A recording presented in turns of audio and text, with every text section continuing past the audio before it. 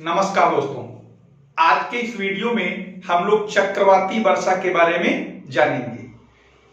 पिछले वीडियो में पर्वतीय वर्षा के बारे में जाना था, साथ ही साथ ये भी जानने की कोशिश की थी कि आखिर वर्षा के कितने प्रकार हैं, कौन सा प्रकार की वर्षा कहाँ ज्यादा होती है, क्यों ज्यादा होती है, कब ज्यादा होती है। तो आज के इस वीडियो में हम लोग सिर्फ और सिर्फ चक्रवाती वर्षा की बात करेंगे। तो आइए देखते हैं कि चक्रवाती वर्षा है क्या। तो सबसे पहले एक बात ध्यान रखिए, चक्रवाती वर्षा कहीं या इसी को वाताग्री वर्षा भी कहा जाता है। चक्रवाती वर्षा को वाताग्री वर्षा भी कहा जाता है, यानी इसे साइक्लोनिक रेनफॉल या फ्रंटल रेनफॉल भी कहा जाता है। जैसा कि आपको पता ही होगा और हमने बताया भी था कि हमेशा ये बात ध्यान रखना, जो गर्म हवा होती है उसमें नमी को एब्जॉर्ब करने की कैपेसिटी होती है। जितनी ज्यादा हवा गर्म होगी उतनी ज्यादा उसमें नमी को सोखने की क्षमता होगी। अब यहां पर देखते हैं कि ये जो वर्षा है ये कुछ खास क्षेत्रों में, जैसे कि आपका मध्य और उच्च अक्षांशीय क्षेत्र, वहां पर आपको दिखाई देती है। और अगर हम उन एरियाज की बात करें, जैसे उत्तरी अमेरिका में शीतकाल में, यूरोप में शीतकाल में, या उत्तर भारत में जो शीतकाल में होने वाली वर्षा होती है वो चक्रवाती होती है। ये तो हो गए रीजन की बात। अब बात यहां पर ये करते हैं आखिर क्यों होती है। तो आपको हम बार बार ये बात बताए थे और एक बार आप फिर बता रहे हैं, कभी भी याद रखिए, पानी और हवा ये दो ऐसी चीजें होती हैं। अगर गर्म पानी होगा तो वो भी सतह पर रहेगा, ठंडा पानी नीचे रहेगा। यानी अगर हम दूसरे शब्दों में कहें तो ठंडा पानी भारी होता है और ठंडी हवा भी भारी होती है, गर्म पानी हल्का होता है और गर्म हवा भी हल्की होती है।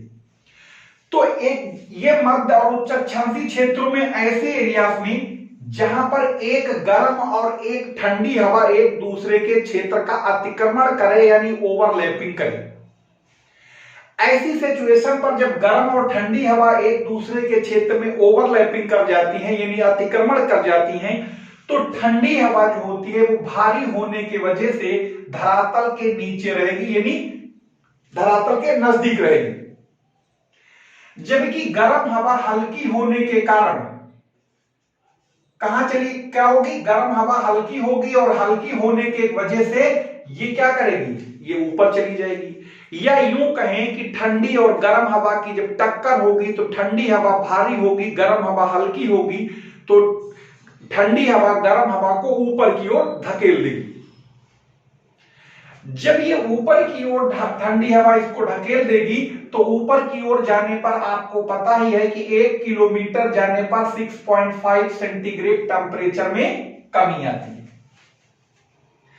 दूसरी बात आपको यह भी पता होगा कि जब हवा गर्म है और गर्म हवा में ही नमी को सोखने की क्षमता होती है।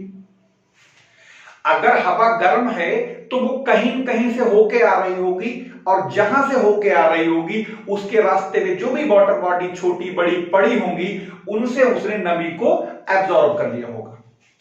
अब जैसे ही हवा ऊपर की ओर उठना शुरू करेगी तो हवा में ठंडापन बढ़ने लगेगा, यानी कि लेटेंट हीट रिलीज होने लगेगी।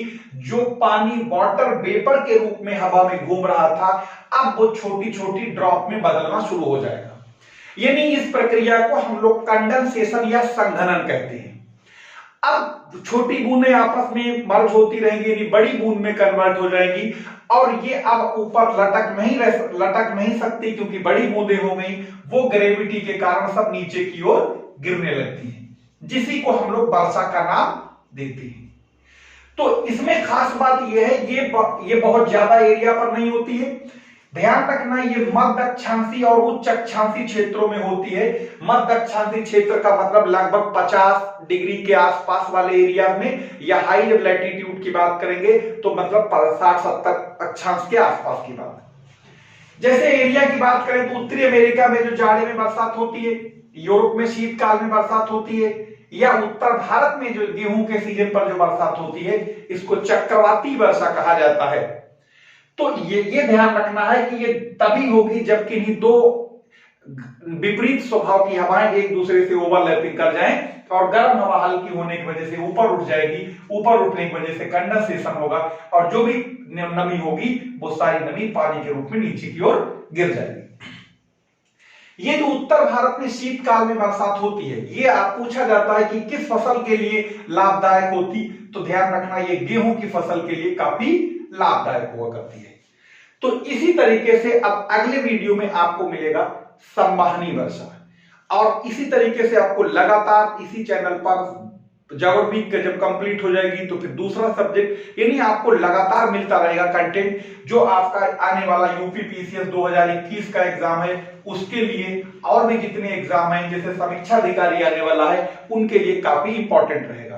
तो जिन लोगों ने चैनल को अभी तक सब्सक्राइब नहीं किया है तो इसको फौरन सब्सक्राइब कर लें ताकि उनको हर वीडियो सबसे पहले मिल सके, और साथ ही साथ अगर आपको वीडियो अच्छा लगता है तो शेयर करने में प्लीज कमी ना रखें। और अगर आपको लिंक की प्रॉब्लम है तो ये आपका ये नंबर है, टेलीग्राम पर भी है, तो इस नंबर पर टेलीग्राम पर जीएस कैंपस नाम से एक चैनल भी बना हुआ है, आप उसे सर्च कर लीजिए या व्हाट्सएप पे अपना लिंक भेज दीजिए, हमारा व्हाट्सएप नंबर भी है ताकि आपको लिंक भी अपने आप मिलता रहेगा। धन्यवाद।